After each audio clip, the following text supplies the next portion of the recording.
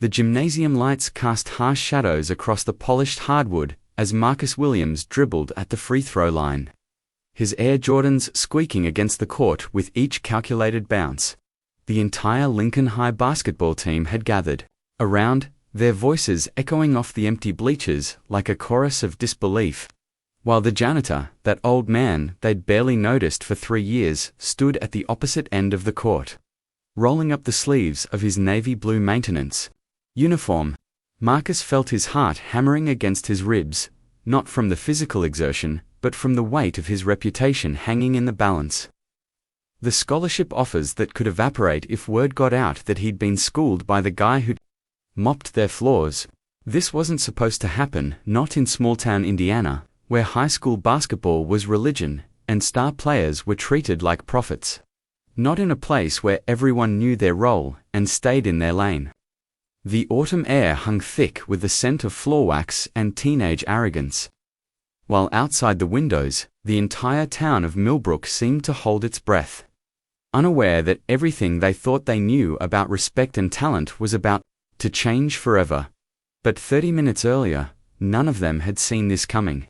The team had been running through their usual Friday afternoon practice, talking trash and showing off for the handful of cheerleaders who'd wandered in early, when Tommy Richardson, the team's cocky point guard, had made one joke too many about the old man with the mop. It was supposed to be harmless fun, the kind of locker room banter that bonded teammates and established the social hierarchy that governed high school athletics.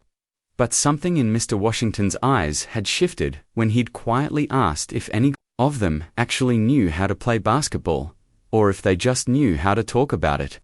The challenge had been issued with such calm dignity that even Marcus Hood been offered full rides to Indiana, Purdue, and Butler felt compelled to respond, though he figured it would be over in minutes.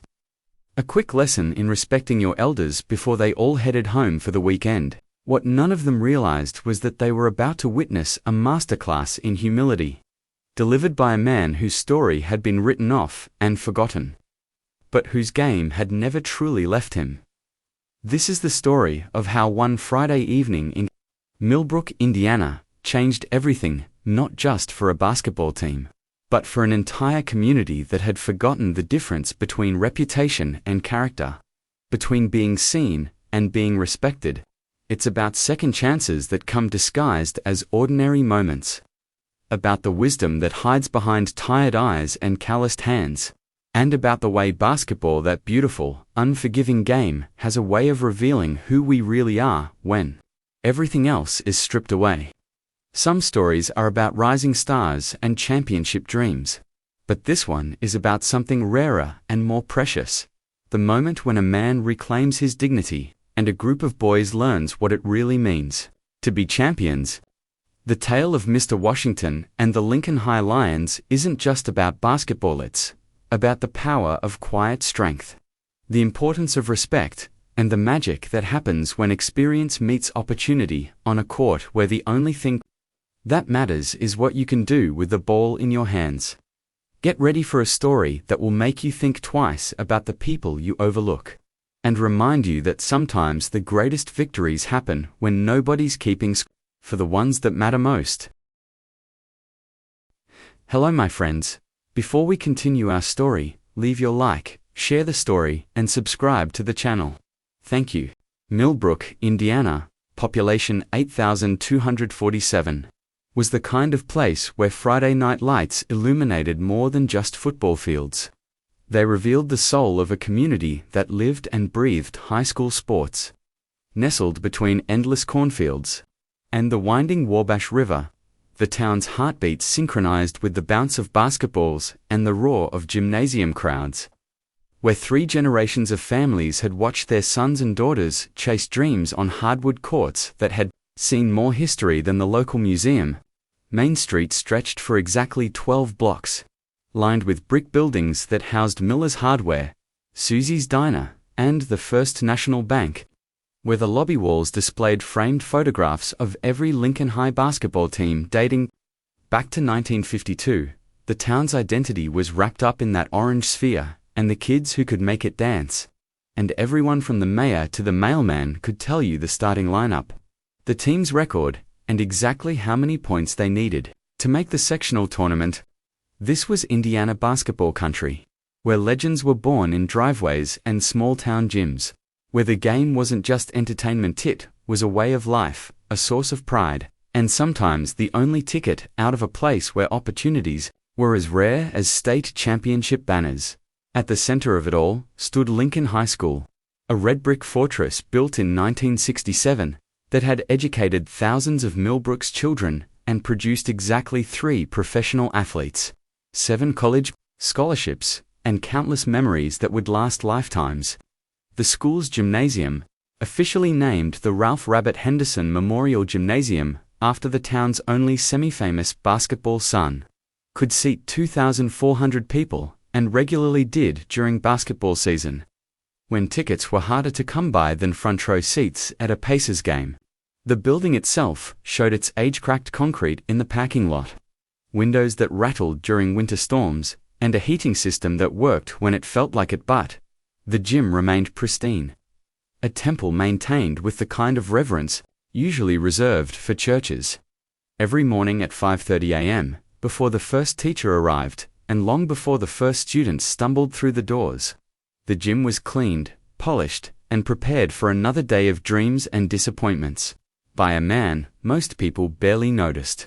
His name was Clarence Washington, though everyone just called him Mr. Washington. And for the past 15 years, he'd been the invisible guardian of Lincoln High's most sacred space. Mr. Washington was 55 years old, stood 6'4", in his work boots, and carried himself with the kind of quiet dignity that came from a life of honest work and private struggles. His daily uniform consisted of navy blue Dickies, work pants, a matching shirt with Millbrook School's maintenance embroidered on the pocket, and a ring of keys that jangled softly as he walked the halls like a gentle giant among teenagers who saw him as part of the furniture. He'd worked the same schedule for 15 years. Arrive at 5:30 a.m., clean the gym and locker rooms, maintain the equipment, and stay until the last practice ended. Usually around 8 p.m., when he'd lock up and drive his 2003 Ford F-1502, the small ranch house on Maple Street where he lived alone with his memories and his regrets. The kids at Lincoln High knew him as the guy who cleaned up their messes, who never complained when they left water bottles and candy wrappers scattered across the bleachers, who always had a kind word and a gentle reminder to make good choices when they passed him in the hallways. What they didn't know, what nobody in Millbrook knew, was that Clarence Washington had once been one of the best college basketball players in the state of Indiana, a shooting guard who could score from anywhere on the court, and had led Butler University to within one game of the NCAA tournament in 1987. The story of how a former college star became a high school janitor wasn't unique in its tragedy, but it was complete in its transformation. Fresh out of Butler with a degree in education and dreams of coaching, Clarence had taken a teaching position at Indianapolis Public Schools, where he'd planned to work his way up from assistant coach to head coach to maybe, someday, college assistant. But life had other plans. His wife Sharon was diagnosed with multiple sclerosis just 2 years after their wedding, and the medical bills began piling up faster than his teacher's salary could handle. He'd taken a second job at a sporting goods store, then a third job doing maintenance work, and gradually the coaching dreams faded into the background as real life took precedence. When Sharon passed away in 2009, Clarence had been offered a fresh start in Millbrook, a quieter place where he could heal and figure out his next chapter, but somehow the next chapter never came. The maintenance job was supposed to be temporary, a way to pay bills while he got back on his feet, but 15 years later, he'd become as much a part of Lincoln High as the trophy case and the school mascot. The kids saw him as the janitor, the adults saw him as reliable help, and Clarence saw himself as a man who'd learned that sometimes life's greatest victories come not from the spotlight, but from the quiet satisfaction of doing good work and serving others, even when they don't notice you're there. Basketball had never completely left his life. He still shot around occasionally in the empty gym after hours, still watched college games on TV with an analytical eye that could dissect offensive sets, and defensive schemes, but it had become something private. Something he kept locked away with his wedding photos and his Butler jersey. The kids at Lincoln High talked about basketball constantly, debating LeBron versus Jordan, arguing about who was the best player in school history, dreaming about college scholarships and professional contracts, but none of them had ever thought to ask the janitor what he thought about the game. They saw his height and maybe wondered if he'd played in high school, but in their world, adults were either coaches or spectators, teachers or parents, and janitors were just part of the background noise of school life. Clarence had grown comfortable with his invisibility, had learned to find purpose in keeping their dreams clean and their courts pristine. But sometimes, especially during practice, when he was replacing broken nets or mopping sweat from the hardwood, he felt the old fire stirring in his chest. The muscle memory of a crossover dribble or a perfect jump shot that time couldn't erase. He'd learned to suppress those feelings, to remind himself that his playing days were over and his role now was to serve. But the game lived in his bones like a song he couldn't forget, waiting for the right moment to remind everyone that talent doesn't disappear just because the world stops paying attention. The catalyst for everything that followed came on a Friday afternoon in late October, when the autumn air was crisp with the promise of basketball season, and the Lincoln High Lions were 3 weeks into their pre-season conditioning program. The team had been running through defensive drills in the gym, their voices echoing off the walls as they called out picks and switches. When Marcus Williams, the team's star senior shooting guard and the crown jewel of Coach Peterson's program, decided to entertain his teammates with an impromptu comedy routine, Marcus was everything a small-town basketball star should be. 6'3", lean and athletic, with a smooth shooting stroke that had already attracted interest from several Division I colleges, including Indiana University, which was basically the equivalent of being noticed by God in the state of Indiana. He was also 17 years old, which meant he was old enough to know better but young enough to think he was invincible. The kind of kid who'd been told he was special for so long that he'd started to believe his own hype. As Mr. Washington moved quietly around the gym, collecting towels and checking equipment, Marcus began providing commentary on the old man's technique, making jokes about how he pushed the mop like he was running plays, how he moved around the court like he thought he was still playing.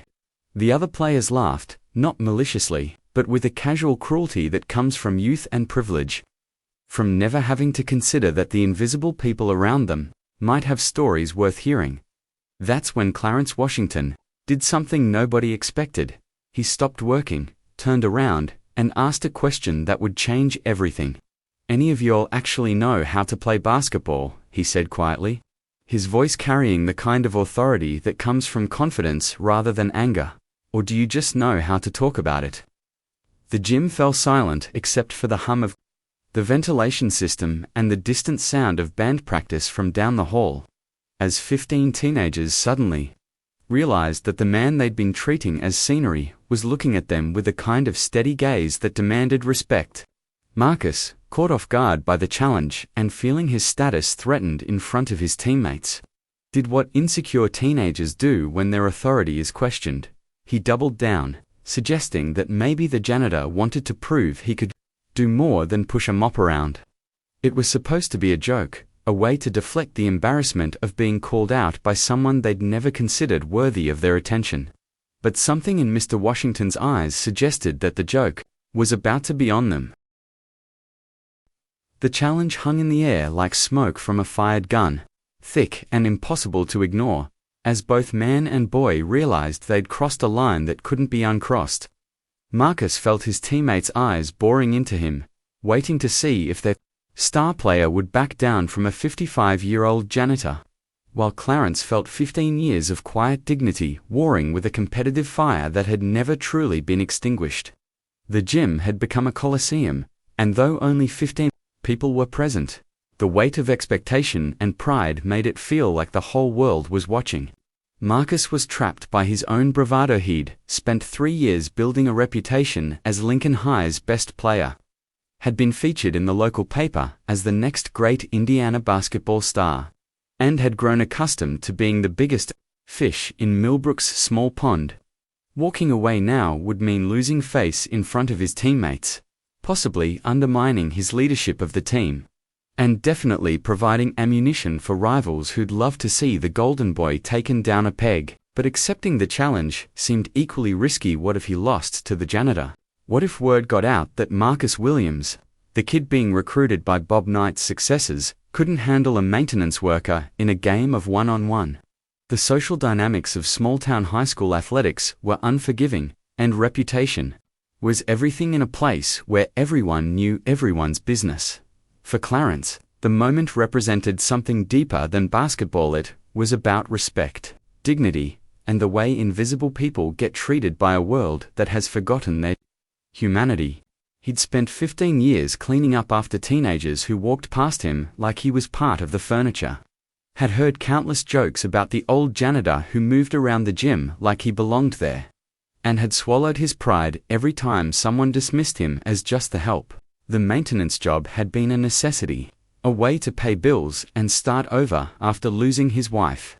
But it had never been his identity. He was still Clarence Washington, the kid from Gary who'd earned a full scholarship to Butler, who'd led his team in scoring for 3 straight years, who'd been drafted by the Indiana Pacers before a knee injury and family responsibilities had derailed his professional dreams.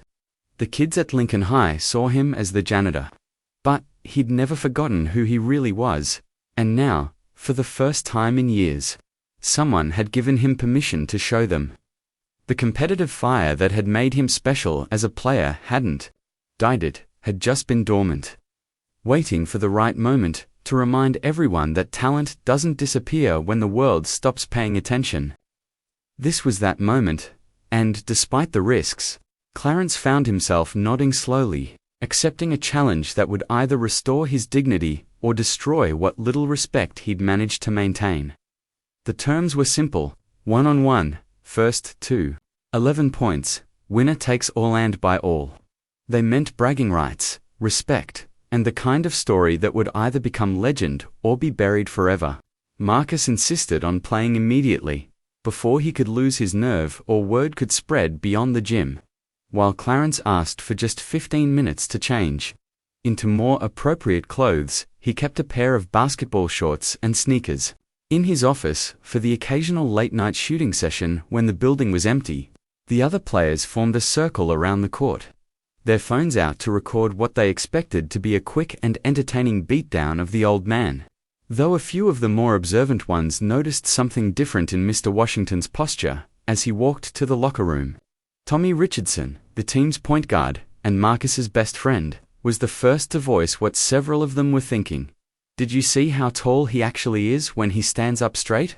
But Marcus brushed off any doubts, reminding his teammates that he'd been playing organized basketball for 8 years, had scored 1,200 points in his high school career, and was being recruited by colleges that had produced NBA players. Height didn't matter if you didn't know how to use it, and there was no way a janitor who spent his days mopping floors could compete with someone who'd dedicated his life to perfecting his craft. The 15 minutes felt like an eternity, filled with nervous energy and trash talk that couldn't quite mask the underlying tension of what was about to happen. Marcus used the time to warm up, taking practice shots and running through his usual pre-game routine, while his teammates speculated about how quickly the game would end and whether they should post the video on social media. The smart money was on Marcus winning 11-3, maybe 11-5 if the old man got lucky, and several players had already started composing captions for their Instagram stories about the day their star player schooled the janitor. But when Clarence emerged from the locker room, something had shifted in the atmosphere of the gym. He moved differently, carried himself with a confidence that hadn't been there before, and when he picked up the basketball to take a few shots, the easy rhythm of his motion and the soft arc of his shooting form made several players exchange glances.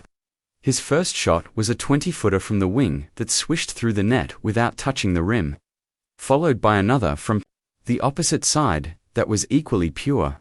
And suddenly, Marcus felt a flutter of doubt in his stomach that he tried to dismiss as pre-game nerves.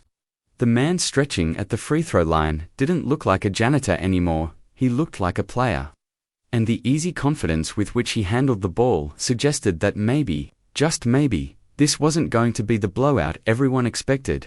The game itself began with Marcus trying to establish dominance early, taking the ball and attempting to score quickly with his signature mover crossover dribble, followed by a step-back jumper that had been working on defenders all season.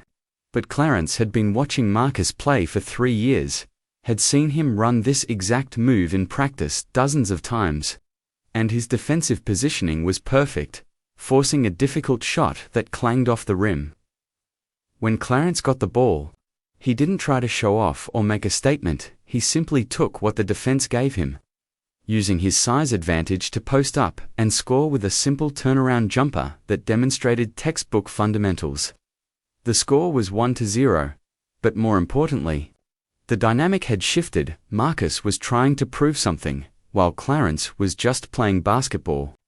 The next few possessions followed a similar pattern, Marcus forcing difficult shots to try to assert his superiority, while Clarence played within himself, using positioning, experience, and basketball IQ to counter his opponent's athletic advantages.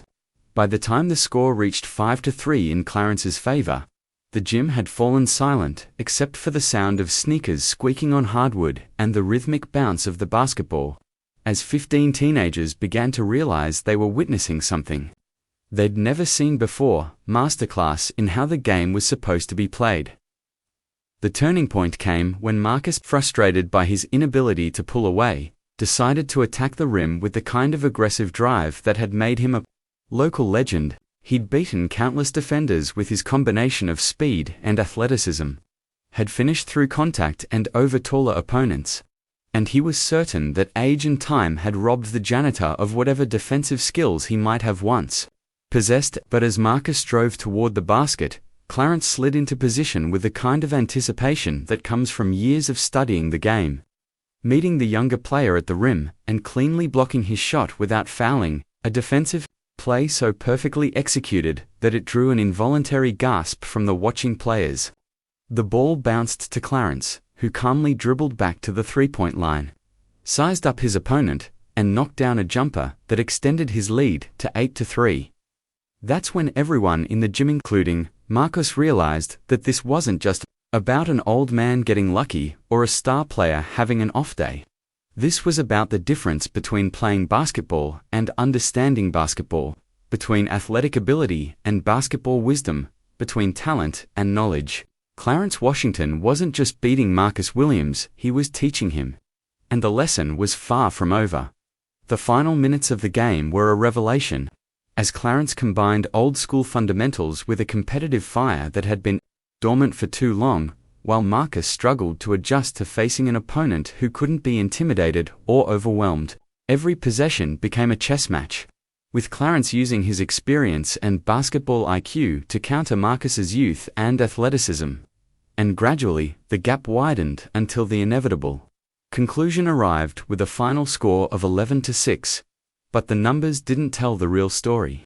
The real story was in the faces of the players who'd gathered to watch, in the way they looked at Mr. Washington with something approaching awe, and in the way Marcus extended his hand for a respectful handshake that acknowledged not just defeat, but education. The janitor had become a teacher, the invisible man had become impossible to ignore, and the Lincoln High Lions had learned that sometimes the most important lessons come from the most unexpected sources. As word began to spread through the building, and then through the town, everyone who heard the story would have to reconsider their assumptions about respect, talent, and the people they thought they knew. The game was over, but the real story was just beginning. The news of Marcus Williams losing to the janitor spread through Lincoln High like wildfire, carried by text messages, Instagram stories, and the kind of hallway whispers that make small-town high schools feel like echo chambers. By Monday morning, everyone from the principal to the lunch ladies had heard some version of the story, and Clarence Washington found himself experiencing something he hadn't felt in 15 years, people noticing him. Students who'd walked past Penn for months suddenly made eye contact, some offering respectful nods, others staring with the kind of curiosity usually reserved for celebrities or car accidents. The attention was uncomfortable for a man who'd grown accustomed to invisibility. But it was also validating in ways he hadn't expected for the first time since his wife's death. He felt seen, acknowledged, worthy of respect. The basketball players treated him differently too, no longer joking about the old man with the mop, but greeting him with good morning, Mr. Washington, and asking questions about his playing days that revealed a growing respect for his knowledge of the game. Even Marcus, who'd taken the loss harder than anyone, approached him before practice to ask if he'd be willing to help him work on his footwork. An admission that demonstrated remarkable maturity for a 17-year-old who'd built his identity around being the best player in the building. But fame, even small-town fame, comes with complications that Clarence hadn't anticipated. Coach Peterson, a 38-year-old former Division II player who'd been building the Lincoln High program for 6 years, felt threatened by the attention his janitor was receiving and worried about the impact on team chemistry. He'd heard about the one-on-one game through the grapevine, had watched the video that several players had posted on social media, and while he respected Clarence's skills, he was concerned about undermining his authority as the team's leader. Basketball coaches are notoriously protective of their territory, and the idea of players seeking advice from someone outside the official coaching staff violated Peterson's sense of control over his program. He approached Clarence diplomatically, acknowledging his obvious talent, but suggesting that it might be better for everyone if he kept his involvement with the team limited to maintenance duties. A conversation that stung more than Clarence let on, especially coming from someone young enough to be his son. The message was clear: stay in your lane, remember your place, and don't let one moment of glory go to your head. The community reaction was more complex, reflecting the social dynamics of a small town where everyone's business becomes everyone's business. The older residents, particularly those who remembered when janitors and maintenance workers were treated with more respect, embraced the story as a reminder of hidden talents and the importance of not judging people by their job titles. Susie's Diner became an unofficial headquarters for discussions about Mr. Washington's playing days, with longtime residents sharing memories of his college career and debating whether he could have made it professionally if circumstances had been different. But there was also resistance from some quarters, particularly among the parents of current players who worried about their son's confidence being shaken by losing respect for adult authority figures. The delicate ecosystem of small-town high school athletics depends on clear hierarchies and defined roles, and Clarence's emergence as a basketball authority figure threatened to upset the balance that kept everyone comfortable with their place in the social order. The pressure intensified when word of the story reached beyond Millbrook's borders, picked up by sports blogs and social media accounts that specialized in feel-good stories about unlikely heroes. A reporter from the Indianapolis Star called the school asking for an interview. And suddenly, Clarence found himself at the center of a media storm he never wanted or expected. The attention was overwhelming for someone who'd spent 15 years trying to blend into the background, and he struggled with the decision of whether to embrace his newfound fame or retreat back into the anonymity that had become his comfort zone. His phone rang constantly with requests for interviews, his email inbox filled with messages from strangers who wanted to share their own stories of hidden talents and missed opportunities. And everywhere he went in Millbrook, people wanted to talk about basketball, about his college days, about what it felt like to beat the star player. The kindness was genuine, but it was also exhausting, and Clarence found himself longing for the quiet days, when his biggest worry was whether the gym floors were clean enough for practice. The situation became even more complicated when Marcus began struggling with his confidence, his shooting percentage dropping, and his usually aggressive play becoming tentative as he second-guessed decisions he'd made instinctively for years. The loss to Mr. Washington had shaken something fundamental in his self-image, and he found himself wondering if he was really as good as everyone had told him, if his college recruitment was based on real talent or just small-town hype. His parents, who'd built their social identity around their son's basketball success, were furious about the whole situation. demanding meetings with the principal and the coach to discuss how a school employee had been allowed to humiliate their son in front of his teammates. The politics of small-town sports can be brutal, and Clarence found himself caught between his desire to help the kids and the adult pressures that threatened to turn his moment of triumph into a source of division and conflict. Other parents began choosing sides, some supporting the idea that Mr. Washington should be more involved with the team. Others arguing that he'd overstepped his bounds and created an unhealthy situation for everyone involved. The breaking point came during a practice when Marcus, still struggling with his confidence, missed several shots in a row and exploded in frustration, shouting that maybe they should just let the janitor play point guard since he was apparently better than everyone else. The outburst revealed the depth of his struggle and the way the incident had affected not just his game, but his entire sense of self-worth. Coach Peterson immediately called for a team meeting, addressing the elephant in the room by acknowledging that while Mr. Washington was obviously skilled, the team needed to focus on their own improvement rather than dwelling on one exhibition game. But the damage was done. The chemistry that had been building among the players was fractured, with some supporting Marcus and others fascinated by the possibility of learning from someone who'd actually played at the college level. The joy and camaraderie that had defined their preseason practices was replaced by tension and uncertainty. And Clarence realized that his moment of personal triumph had created unintended consequences that threatened to harm the very kids he'd hoped to inspire. As the situation spiraled beyond his control, Clarence faced a choice that would define not just his future at Lincoln High, but his understanding of what it meant to be a leader, a teacher, and a man. He could retreat back into the shadows, return to his role as the invisible janitor who cleaned up after others without seeking recognition or credit, preserving the status quo that kept everyone comfortable with their assigned roles.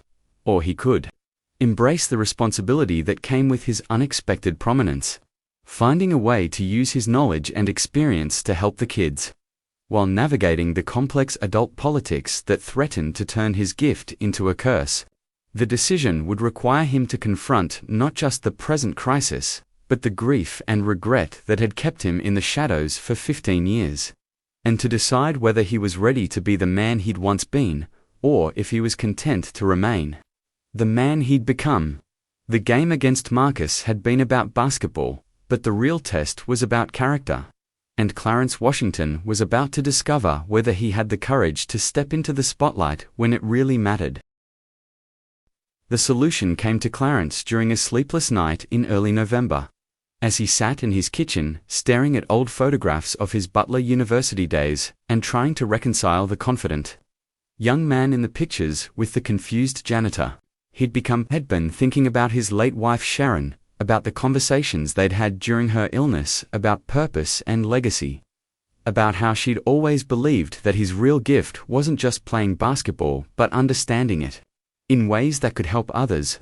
She'd encouraged him to pursue coaching even after his playing dreams ended, had seen something in him that he'd forgotten existed, and as he sat surrounded by the memories of their life together, Clarence realized that the current crisis wasn't about his reputation or the team's chemistry, was about finding a way to honor her memory.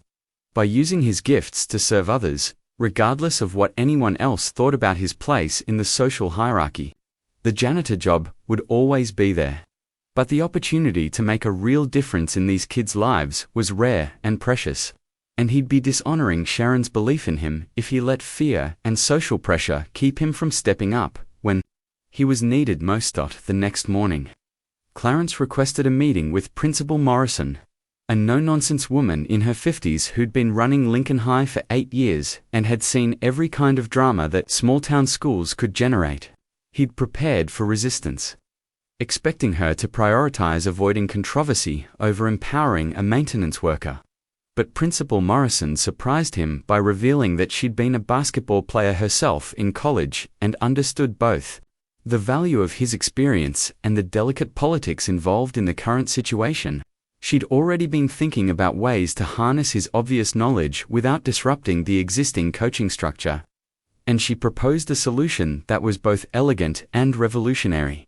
Make Clarence the official basketball mentor for Lincoln High, a newly created position that would allow him to work with individual players on skill development while maintaining Coach Peterson's authority over team strategy and game management.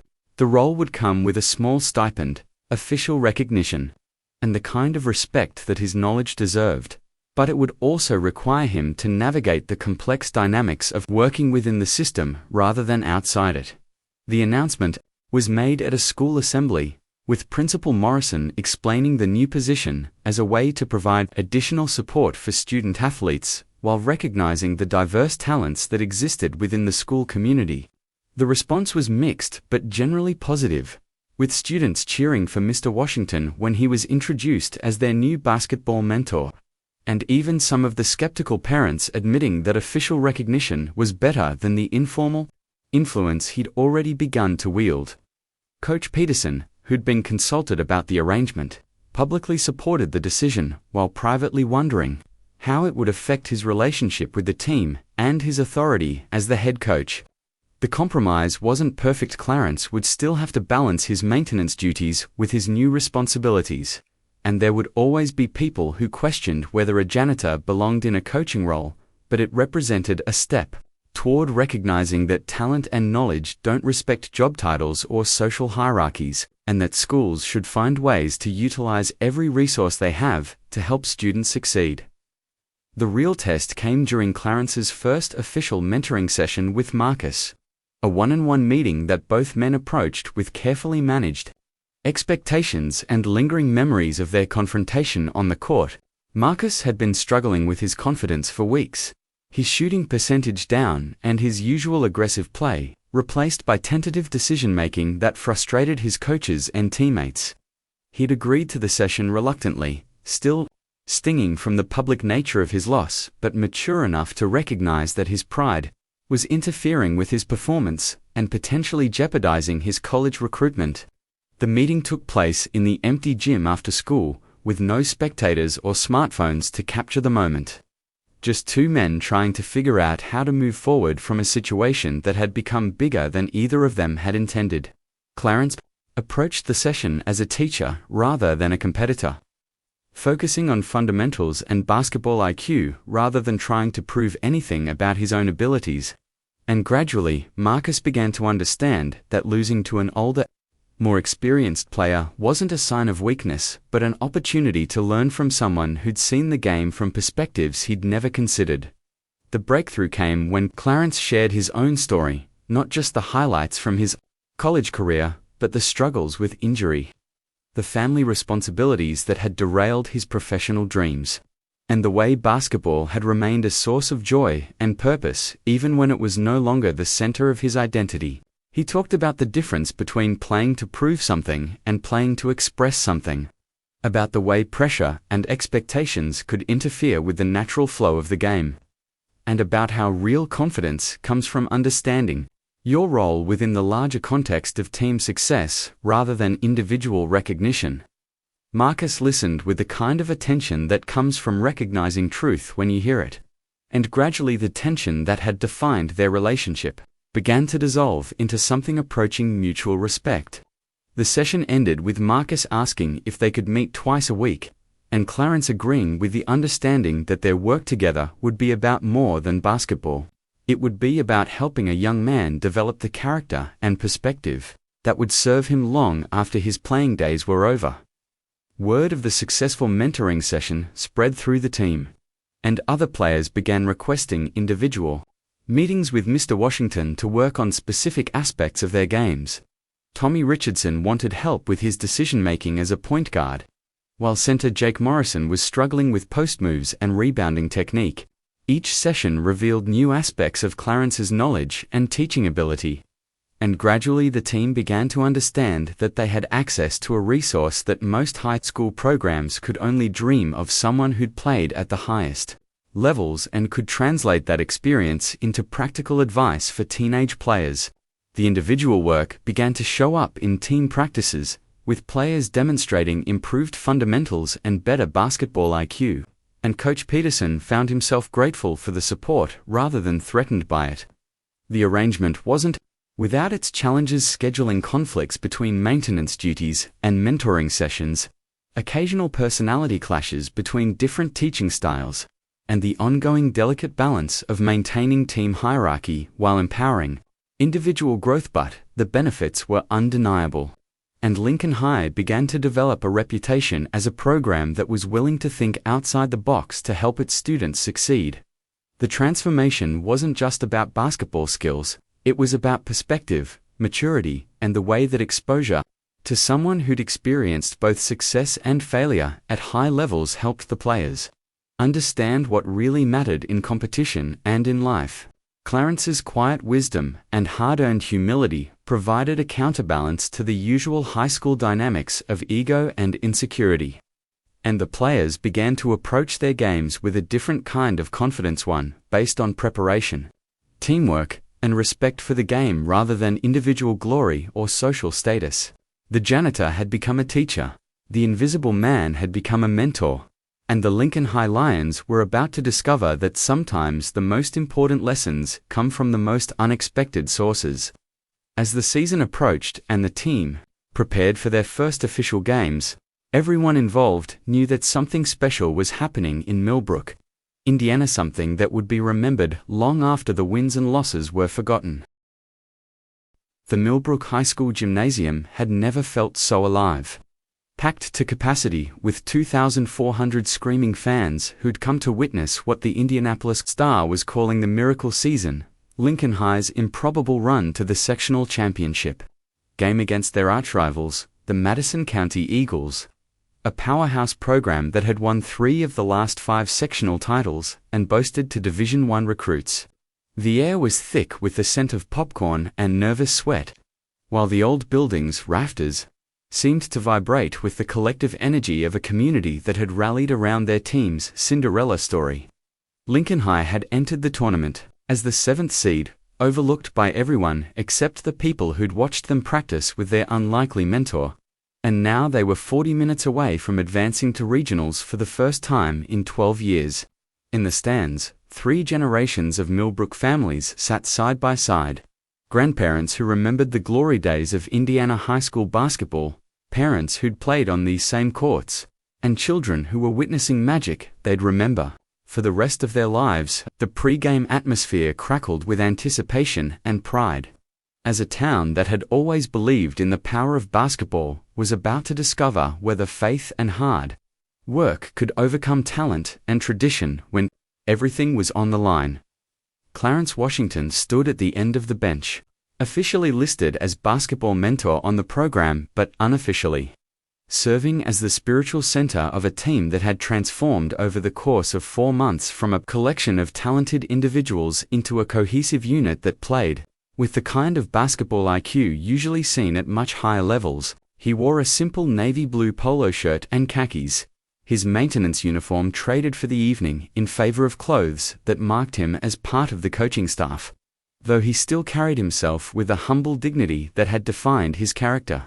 Throughout the season, the players looked to him constantly during warm-ups, seeking the quiet reassurance and tactical wisdom that had become their secret weapon, and Clarence found himself feeling a mixture of pride and nervousness that he hadn't experienced since his own playing days at Butler.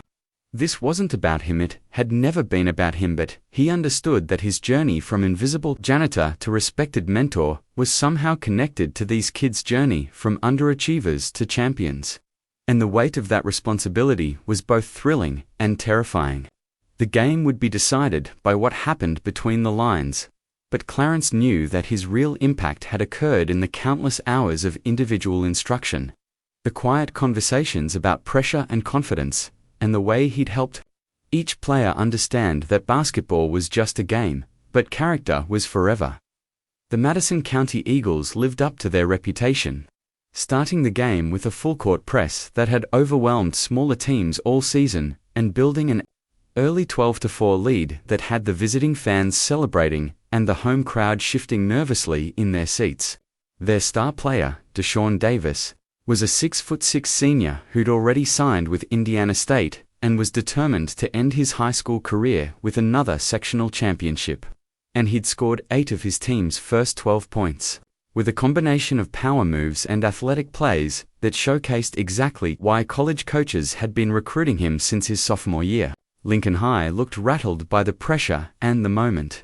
Committing 3 turnovers in the first 5 minutes and missing several shots they'd been making consistently all season. And Coach Peterson called timeout with 3:47 left in the first quarter to try to settle his team down.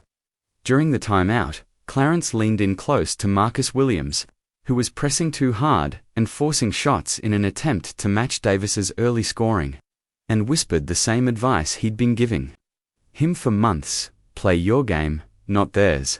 Trust your teammates. The shots will fall when they're supposed to. The words were simple, but they carried the weight of experience and wisdom that Marcus had learned to trust, and when play resumed, Lincoln High began to execute the patient, fundamental style of basketball that had carried them through the tournament. The turning point came midway through the second quarter, when Tommy Richardson, the point guard, who'd once mocked Mr. Washington but had become one of his most devoted students, began to assert control over the game's tempo with the kind of floor leadership that coaches dream about but rarely see from 17-year-old players. Tommy had spent countless hours with Clarence working on decision-making and court vision, learning to read defenses and understand when to push the pace versus when to slow things down.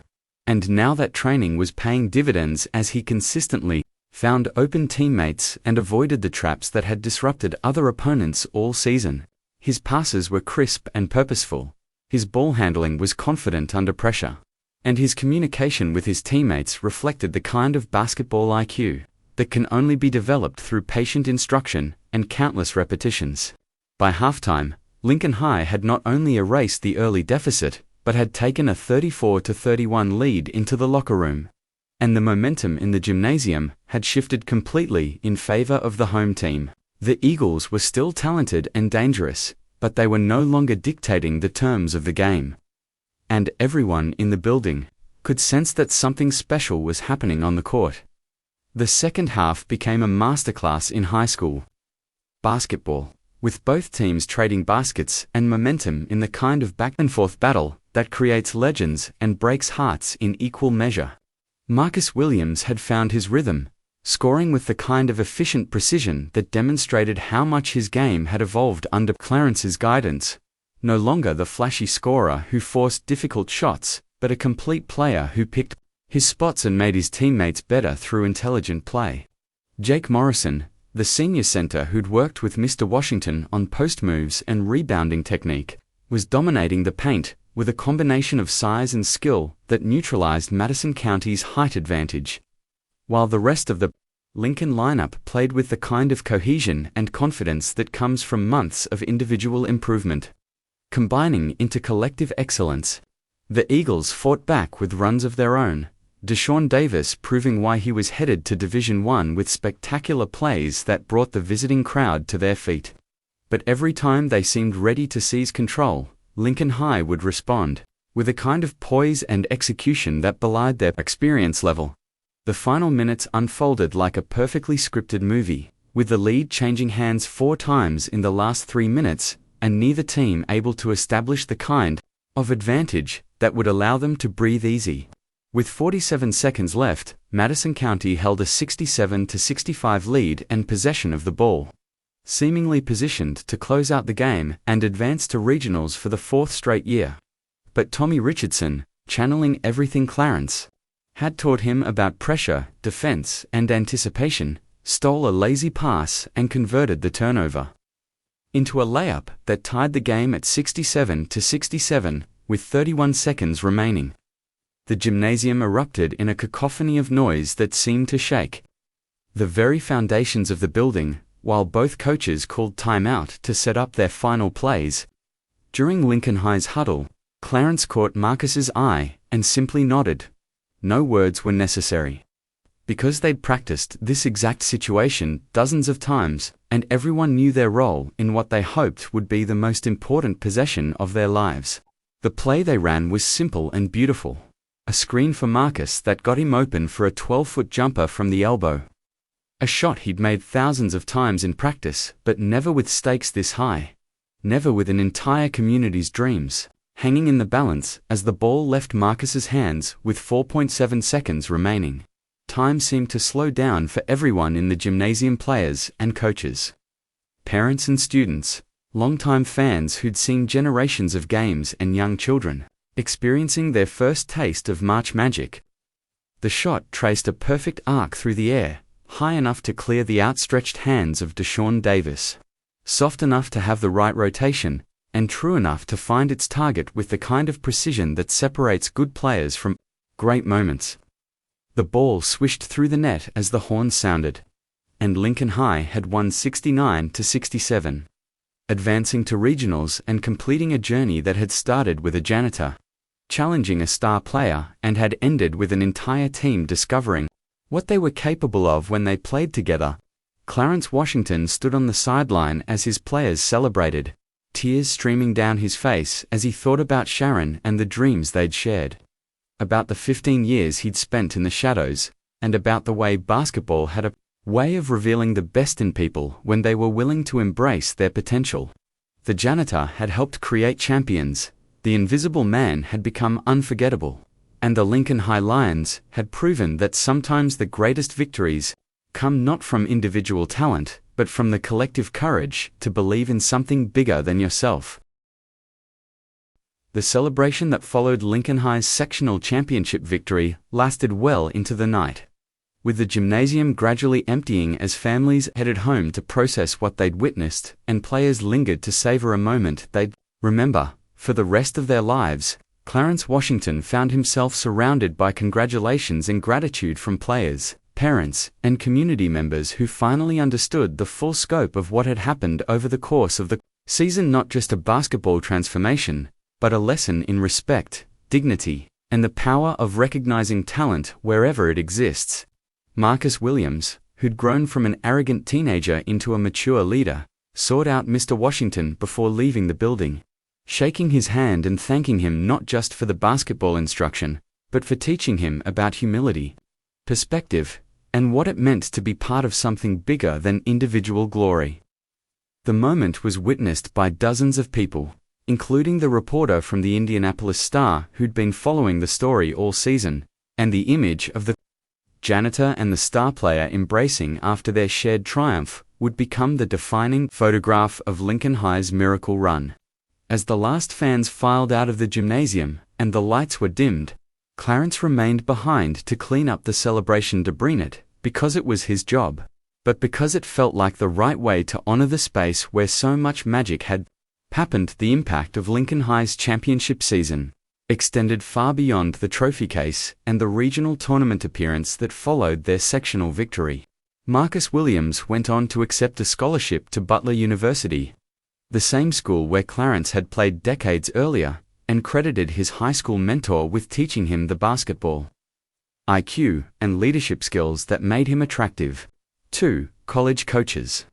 Tommy Richardson earned a Division II scholarship and became a coach himself after graduation, implementing the same patient, fundamental approach that Mr. Washington had taught him during their countless individual sessions.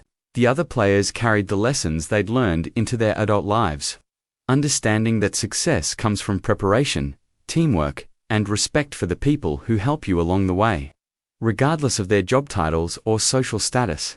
Coach Peterson, initially threatened by Clarence's involvement, became one of his strongest advocates and helped establish the basketball mentor position as a permanent part of the Lincoln High athletic program.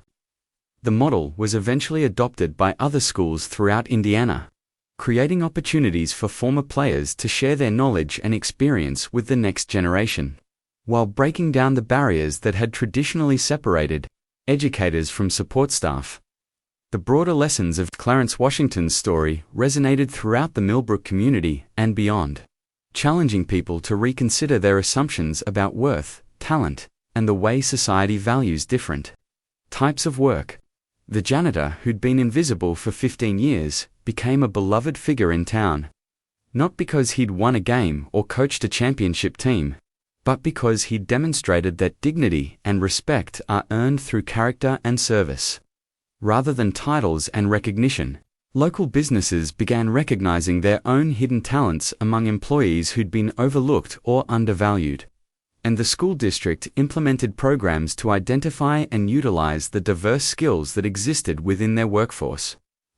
Story became a teaching tool for discussions about social class, ageism, and the importance of treating every person with the respect they deserve, regardless of their position in the organizational hierarchy. The transformation wasn't just about basketball, it was about creating a more inclusive and appreciative community that recognized the contributions of every member, from the superintendent to the maintenance staff. Perhaps most importantly, Clarence Washington's journey from invisible janitor to respected mentor demonstrated that it's never too late to reclaim your identity, pursue your passion, and make a difference in the lives of others. His story inspired countless people who'd given up on their dreams or settled for less than their potential, showing them that opportunities for reinvention and impact can come at any stage of life. If you have the courage to step forward when the moment presents itself, the maintenance job that had once felt like a symbol of defeat became a source of pride and purpose. As Clarence understood that every honest job has dignity and that serving others, whether by cleaning their workspace or developing their talents, is a noble calling, he continued working as both janitor and basketball mentor for several more years, eventually retiring with the knowledge that he'd honored his late wife's belief in his ability to make a positive impact on the world. The gymnasium that had once been his place of invisible service became his classroom and his legacy, where generations of young players would learn not just about basketball, but about respect, perseverance, and the power of believing in yourself, even when the world has forgotten your potential. The story of Mr. Washington and the Lincoln High Lions reminds us that greatness often hides in plain sight, waiting for the right moment and the right opportunity to reveal itself to a world that's forgotten how to see beyond surfaces and assumptions. In a society that often values flash over substance and celebrity over character, Clarence's quiet dignity and patient wisdom offered a different model of success, one based on service, growth, and the profound satisfaction that comes from helping others achieve their dreams. His legacy wasn't measured in points scored or games won, but in the lives he touched and the lessons he taught about what it means to be a teacher, a mentor, and a man of integrity. The janitor who beat the star player in a game of one-on-one had done something far more important than winning a basketball game. He'd shown an entire community what was possible when talent met opportunity, when experience embraced youth, and when respect was earned through action rather than demanded through position. In the end, the greatest victory wasn't on the scoreboard, but in the hearts and minds of everyone who learned that sometimes the most important games are played, not for trophies or recognition, but for the simple joy of showing the world who you really are when it matters most.